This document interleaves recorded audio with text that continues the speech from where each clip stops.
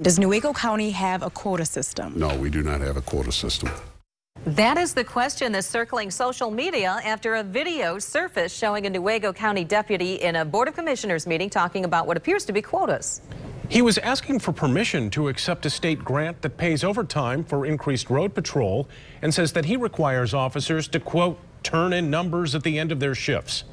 But what numbers was he referring to? 24-hour News 8's Coco McAvoy spoke to the county administrator to learn more about what the federal grant requires from officers. Coco joins us in studio with more on this now. Good evening, Sue and Brian. Still a lot of questions surrounding that video. The grant requires officers to make an average of 1.29 stops each hour of their shift.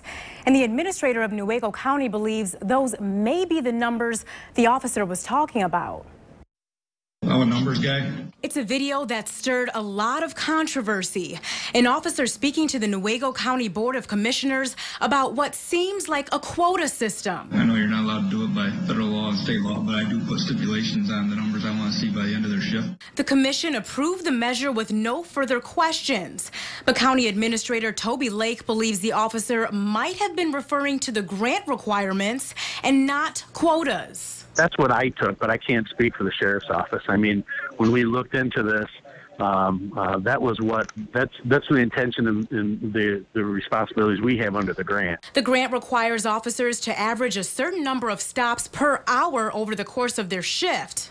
A law passed in 2010 makes ticket quotas illegal, but under the law, there is a difference between getting stopped and getting a ticket. Now, the county is tasked with the job of making the public aware of the law and telling them they aren't doing anything illegal. You've got a young officer that probably didn't think through all his comments, and you know, he's really feeling the impact of that right now. I don't know why he said what he said.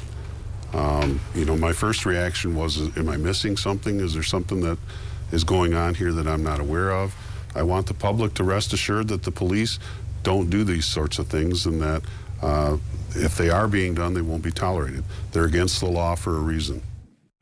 The sheriff says the officer was disciplined internally and will not be allowed to supervise personnel during this enforcement program. But, I mean, we got a ton of emails about this from viewers just upset, wondering, is there a quota system? Isn't there a quota system? And do those statements open them up to any liability there for motorists that might have been caught up in a quota, non-quota system? Exactly, and that's something that they're going to have to be dealing with now, is whether or not, you know, people are going to say, hey, you were just trying to meet quotas when you pulled me over.